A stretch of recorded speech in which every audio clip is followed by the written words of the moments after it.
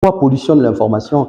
Déjà, j'aime beaucoup parler de ces concepts pollution parce que ça résume plus ou moins ce que c'est que notre espace public maintenant. Pourquoi pollution? D'emblée, quand on parle de pollution, on voit la présence de ce qu'on peut appeler substances nocives dans l'atmosphère. C'est-à-dire que l'atmosphère existe, mais il y a d'autres substances nocives qui sont dans l'atmosphère et davantage, ça rend l'écosystème assez pollué. D'où l'expression pollution de l'information. Pourquoi pollution de l'information? Parce que pendant longtemps, on avait comme principale source d'information journalistique. Que le média. Donc on avait la télévision, on avait la radio, on avait nos rendez-vous de 20h à la télévision nationale. Et quand un journaliste, quand on entendait quelque chose, où est-ce que vous l'avez entendu? Oh, je l'ai suivi à la radio, je l'ai suivi à la télévision. Maintenant, avec la plateformisation de l'information, c'est-à-dire la présence de plateformes comme Google, comme Twitter, comme TikTok, comme Facebook, les médias ont perdu le monopole du contenu informatif. Et donc, le contenu informatif peut nous venir de partout. Tout le monde qui a accès au téléphone peut aujourd'hui partager un contenu informatif.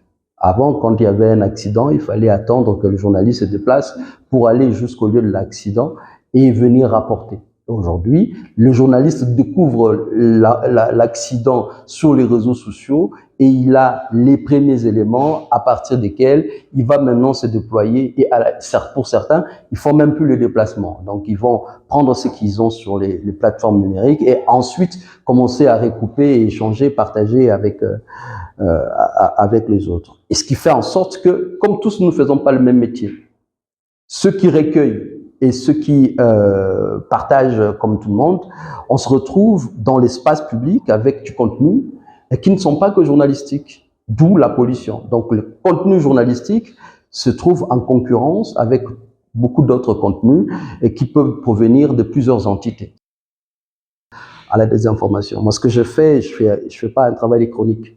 C'est pas un travail de chronique, c'est plutôt un travail sur les concepts, sur la réglementation, sur l'apport, on va dire, comprendre déjà ce que c'est que la pollution de l'information. Et dans la pollution de l'information, tu n'as pas que le fake news.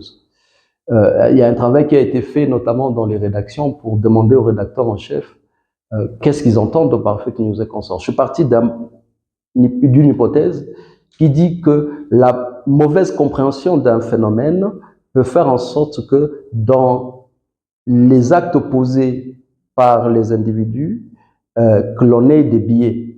C'est-à-dire, je considère que si nous ne comprenons pas ce que c'est qu'une fake news, la lutte ne va pas être menée de manière ainsi de suite. Donc, j'ai interrogé une dizaine de rédacteurs en chef, ils ont donné des réponses qui ont été traitées et dont les réponses sont dans le bouquin. Ce que l'on sort également, c'est également les manifestations de la désinformation sur le terreau sanitaire, où on parle notamment du secteur de la santé, politique, sécuritaire, et également sur la formation, quel type de formation pour les journalistes, et je m'interroge également sur les rôles du journalisme dans la lutte contre la désinformation.